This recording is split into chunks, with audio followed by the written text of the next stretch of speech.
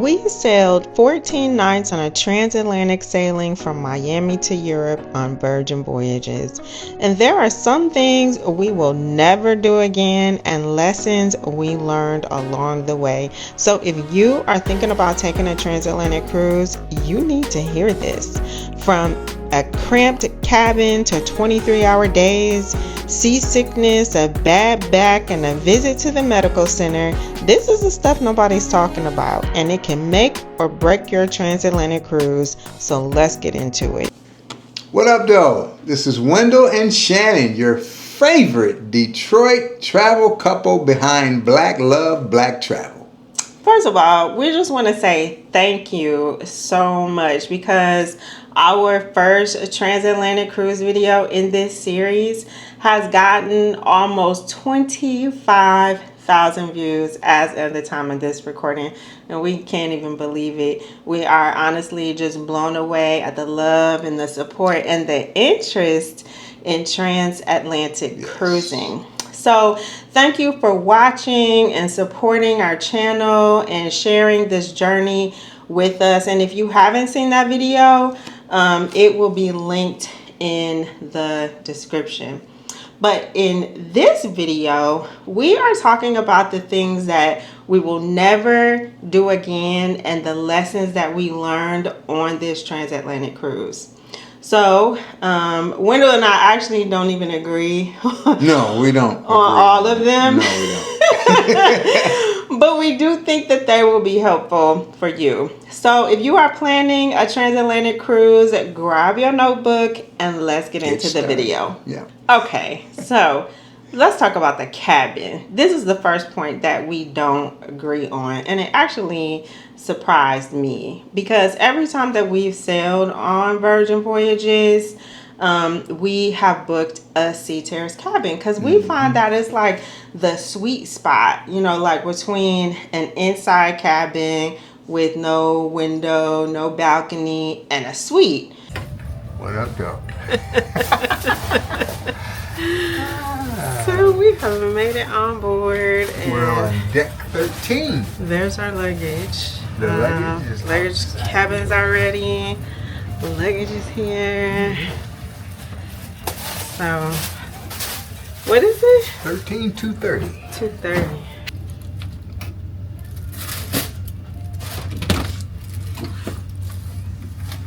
Ooh. He's like, ooh. Smells good. Nice. Just like I remember. It smells good in here. Oh, look, we have a little note for us. It says Shannon and Wendell, a taste of the sweet life. Okay, we have made it to our cabin. We are in a central sea terrace. No, it's not a central. We are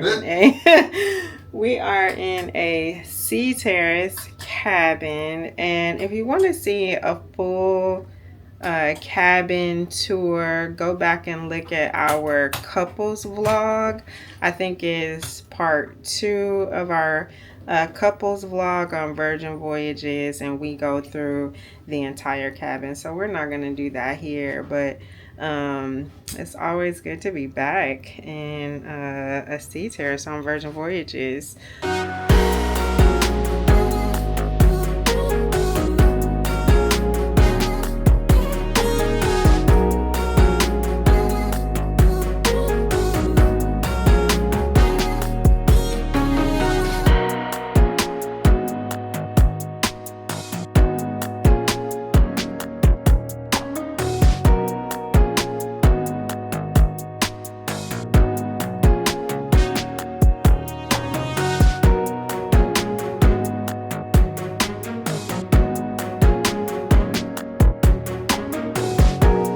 The sea terrace cabin has been totally fine for like 5-day cruises, 7-day cruises. But on this 14-day transatlantic sailing, that cabin started to feel real small, real fast. To you, not to me. To me. So for a longer cruise like this one, especially when you have 8 sea days in a row, like I really felt the difference. And I just felt like I needed room to breathe. It was just felt small. Okay. Now for me, I think a sea terrace is doable for the transatlantic cruise because it's extremely affordable. That's true. And for me, the space is adequate, for 2 people to spend intimate time together. It has adequate space for our storage and our luggage, and it has a really decent, nice sized balcony. Yeah. Well, I mean, that's true, but the next time we book a transatlantic cruise, like anything, like around that 14-day mark, I would really like to book a suite, like a space that has like a separate living space, a sofa, so where I can be on the laptop, I can sit and read a book And while I can take you my naps. are napping. So if you are doing a transatlantic cruise or anything longer than a week, like my suggestion is to upgrade your cabin if you can, because the extra space would really be nice. But like Wendell said, a sea terrace cabin is doable. Yeah. Now, one of the mistakes that I made was that I would never do again is disregarding the time change. The thing about it is that on a transatlantic cruise, you travel through different time zones, and I think on this transatlantic cruise we travel through 10 different time zones. And in order to be on the correct time zone when you get to your final destination, which in our case was Europe, we lost an hour a day for 6 of the 8 sea days, right? And so, with that being said, we had 6 23-hour days. Crazy. Yeah. When Shannon and I first boarded the sailing, Shannon did tell me that we would lose an hour a day. I told him. But I didn't pay attention to it because I figured, it's just 1 hour, no big deal. But oh, what a big deal it turned out to be around like the 3rd day of the time change. The third 23-hour day. Yeah, the third 23-hour day. But I want to go back a little bit because, I'm big into health and wellness, and getting adequate rest and sleep. So when you combine the early flight we had, how many hours of sleep did we get the night before the flight to Miami? Maybe like 2 hours. Yeah, about 2 hours. And that combined with the 23-hour days really took a toll on my body. And what I mean by that is I found myself napping during the day. Yeah, I found myself like every day. And trying to stay up knowing I'm tired. Right. So, because not only were you napping, like you went to bed early, you slept in. Yeah. Like I went to bed after you and got up before you, like almost every day, which is kind of unusual. Right. So when you book a transatlantic sailing going from the U.S. to Europe, please do not ignore losing an hour a day. Take it seriously on that first 23-hour day. And to be honest, because I didn't take it seriously, I never knew what time it was. When we were on the sailing, I was always like, what time is it? And then what day is it? Because you pass through so many time zones. Now, my cell phone, my watch, and the ship time and phone always had different times. Always had different times. Because the Virgin Voyages app will actually let you know what time zone you are in. So if you check it every night, it'll let you know what time zone you're in, but your phone won't automatically adjust. You will have to do that manually, but you just go on your phone, find the time zone that they say you're in, and your phone will adjust. Yeah. But worst case, just check the ship time, because the ship time is always correct. It's Tuesday, May the what? I really don't know. The 6th. The 6th? The 6th. May 6th. Yeah, I kind of losing track of time. on this cruise. We didn't vlog yesterday. We didn't? We didn't vlog yesterday. Oh, wow. What did we do yesterday? Yesterday we went to Richard's Rooftop. Oh, yeah. Spent the morning and afternoon at Richard's Rooftop, hanging out up there, just chilling, relaxing. Tanning. We were tanning yesterday. Yeah. Getting some extra melanin. Right. And some vitamin D. Yeah, it was really nice until it got a little chilly because it was a little windy. Like it's windy right now out here in the middle of the Atlantic. And then we chilled in our cabin yesterday. We went back to our cabin. Oh, we had a little lunch at the galley. And then we chilled in our cabin for the rest of the day. Right. Watched White Virgin, Lotus. yeah. Yeah, White Lotus. Watched some episodes of White Lotus. Then we had to, it was the George, we had to set our clocks were 2 hours behind.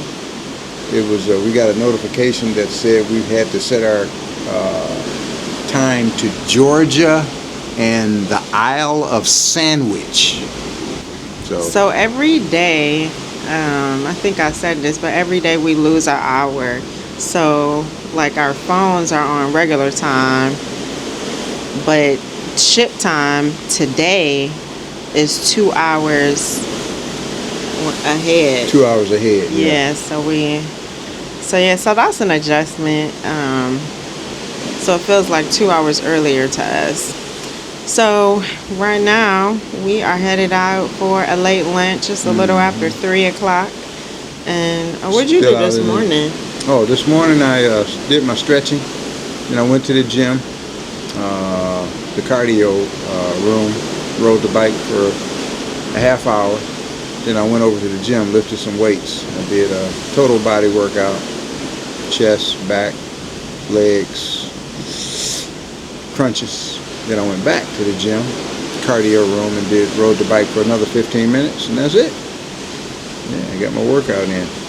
So I had a little self-care time in the cabin today. My back has been bothering me. So I did some stretches in the cabin and iced my back, took a shower, did my hair, got a little work done. And now we are headed out just for a late lunch. Yeah. Let me show y'all this view before we head out. We're still out in the deep blue sea. Yeah, this transatlantic sailing. Look at that. You really gotta enjoy being out on the ocean and get your mind and body in tune with the rhythm of the ocean. Yes. Yeah. Beautiful. Beautiful. And the boat is not really, we don't take Dramamine or anything like that. I bought it just in case. I don't need it. No, I haven't needed it either. I never need it, but I just didn't know I didn't know how it was going to be. And then these modern ships have great stabilizers too. Yeah. So we haven't had any issues. It's been a little rocking, but really no more than any other cruise that we've been on. Right. No other sailing that we've been on. White caps out there. Okay, we will check back in with y'all later. Let's go eat. Yeah, tonight is probably gonna be dinner and a show, maybe. Comedy show 7:30. Is that tonight or tomorrow? I'm not sure. I'm not sure either. But they have a ton of things to do on the ship too. Okay, we'll check back in with y'all later. All right, ciao. Bye. This next one really doesn't affect him either. It just only affects me because we've taken like over a dozen cruises, 5 days, 7 day. We did that 10-day to Hawaii. And I never get seasick. I have never gotten seasick, not one single time. But on this 14-day sailing, around that 4th sea day, in the middle of the Atlantic Ocean, them waves was like, what up, dog? So Wendell had gone to the gym, and I was supposed to meet him at the spa. I had a little coffee on the balcony, and I was supposed to meet him at the spa. And so I got ready, packed my little bag, went to the spa. But by the time I got there, my head was spinning, my stomach was nauseous, and I told the receptionist, I was like, hey, my husband is coming to meet me at the spa. I'm sick. I'm going back to the cabin. So I went back to the cabin. And even though I never get seasick, I still brought Dramamine and seasickness patches because, you know, it's a 14-day sailing out in the middle of the Atlantic. I, you know, wasn't sure if we was going to need them or not. Yeah, and you know that's one of the reasons why I love you so much. Only one of the reasons, because you're always prepared. Thank you. Good Thank Girl you, Scout. So I went back to the cabin. I put on one of the patches, so like you put it on like right behind your ear, and I took a nap. And I took a nap that day, and I was perfectly fine. And then from that day on, I just wore a patch every day. But what I should have done differently is I should have worn the patches from the very beginning. Yeah. Let's talk about some health issues. Yes. We actually both had some health issues on this cruise, and we want to talk about like how those limited us on the cruise. Yeah. So I'll let you go first. So, you know, I had a total right knee replacement on March the 6th. And by the time we got to the sailing, I had did 8 weeks of rehab, right? And actually, because I still work full time, that was the only reason I was able to go on a transatlantic cruise and get that time off, because I was still rehabbing my knee. Right, I was like, let's sneak in a cruise. Right. You know, so, you know, I did 8 weeks of physical therapy, and the knee was about 75% back, you know, to normal, right? So I figured, you know what, I'll be all right on the cruise, on the sailing. So I did take a knee compression sleeve. I did do that, and that helps with the swelling. But what I didn't think about was, because I was doing it at home, I was icing my knee every night, and I didn't have an ice pack, right? Or any way to even keep it frozen. Right, really. right. But the beautiful thing about it is our cabin host, his name was Borche. Borche. Yeah, Borche. I told him about my surgery and the knee, and he was like, no problem, I'll bring you ice every night. So Borche brought ice in a Ziploc bag like every a night. Big, Ziploc bag. A big Ziploc bag, and it really helped with the swelling. Now, the 10-hour excursion in Morocco was a lot of walking, and that did take a toll on my knee. And if you haven't seen that video, go back and watch it. right. So the ice was wonderful, wonderful after that day. But the 3-hour tour in Valencia, it wasn't a lot of walking, so my knee held up pretty good. And the thing about the excursions, if you have any knee problems, any hip problems, or problems, you can always ask the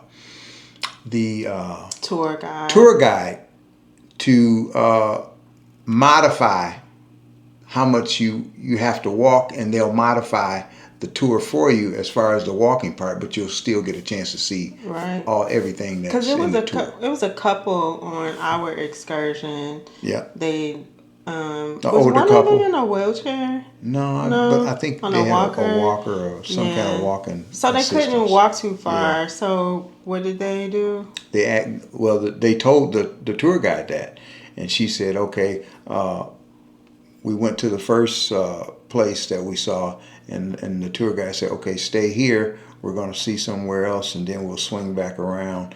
And then she told them some spots in the area that they could look at. Yeah. So. And when you're booking your excursions, be aware of the activity level of the tour you take, because there could be a lot of walking involved, even though it says it's a low energy level. Yeah, because there was one guy on the tour in Morocco. He was having some really bad sciatica pain, and it ended up being a lot more walking than any of us expected. I mean, we were all ready to go back by the end. But he was having some difficulty because it ended up being a lot of walking. Now, speaking of sciatica, right. Let's talk about me, because I made like a rookie mistake, right? Because I have been dealing with some sciatica pain, and I have been seeing my chiropractor before the trip, like weeks before the trip, and he got me like in good shape. I thought I was good. I was feeling good. Pain was gone. But that first port stop in Tenerife, that took me out.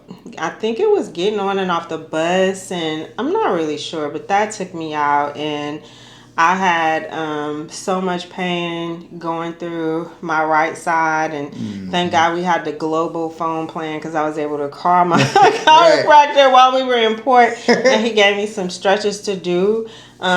So because my back was in so much pain, like we missed the second port in Gran Canaria, so it was kind of a chill day, and that's okay. It's okay to do. So we chilled out that day. Wendell was nursing his knee. I was nursing my back with like hot showers and stretching and ibuprofen. Right. So Borche was bringing me ice too. But here's where the lesson comes in: is because I was doing better, I didn't bring enough pain medication and ended up in the ship's medical center, which we had never been to the medical center before. Buying ibuprofen, and they charged by the pill. There were these big pink pills. They were a higher like milligram or whatever, but they were ridiculously overpriced. So I bought some like from home, but it just wasn't enough because I just assumed that I wouldn't need it. Morning. It is not the morning. It's not. No, it's not. Good afternoon. There you go. That's better.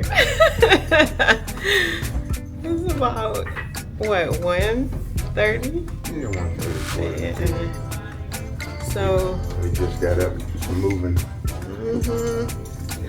Late night last night. Yeah, and long day. So yesterday was our first port stop in Santa Cruz de Tenerife, and today is our second port stop in Las Palmas de Canaria. There you go. So as you see, we still on the ship. I told y'all I've been having some problems with my back, sciatica specifically, and I got up and we was on that excursion for like 8 hours on the bus ride. We was on the bus for like a good 3 hours, like an hour there, another hour to go to the north side of the island, and an hour back. And we walked a little bit, and we were on and off the bus, and by the time I got back, there was a lot of uneven pavements. Yeah. And last night my back was on fire. Hi. And afternoon. You're not on the camera. No. Oh, okay.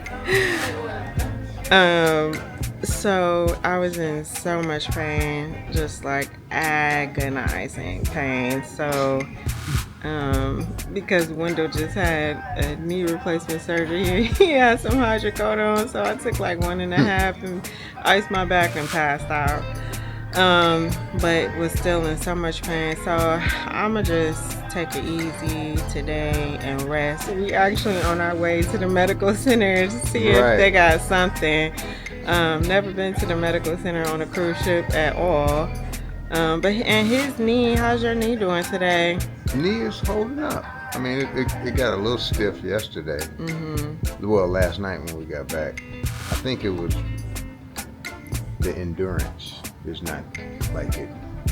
You haven't put that much. Yeah, that much activity on it. So the muscles surrounding the knee were a little fatigued last night and this morning. Yeah. They waking up. Yeah. They waking up now. So we probably just gonna have a little lunch and go back to the room and chill out today. View is beautiful. We'll show y'all the views of the island. Oh, we're gonna give y'all a view of the medical center too. Yeah. It's on the deck 4. Cause you might need it. And you only can get there on this ship, the Scarlet Lady, at the forward elevators. Yeah, so we're headed down there. Okay, we'll talk to y'all later. Alrighty.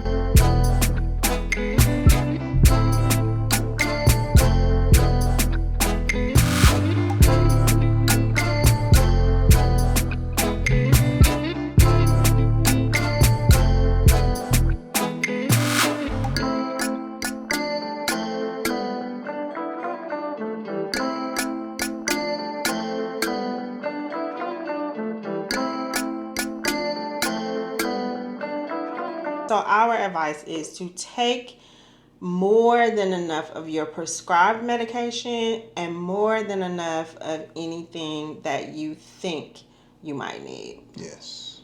So those were the 5 lessons that we learned on our transatlantic cruise. Some of them surprised us, and some of them we definitely should have known better. But now we know, and now you do too. Yes, yes. And we love to hear from you. What's something that you would never do again on a cruise, or something you learned the hard way, like we did. Drop it in the comments below. Coming up next in this series is our final port stop. We embarked in beautiful Barcelona, Spain, and spent 2 amazing days just roaming around, eating, and soaking it all in with no itinerary, which is really different for us. No itinerary. Different for me, for sure. sure. You the planner itinerary. Right. So it was the perfect way to end this long journey across the Atlantic. And that video is coming up next. And trust us, you don't want to miss it.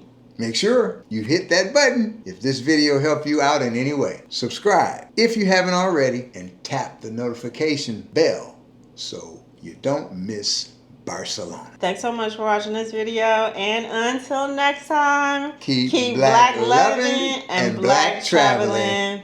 We'll see you in the next video. See you in the next video.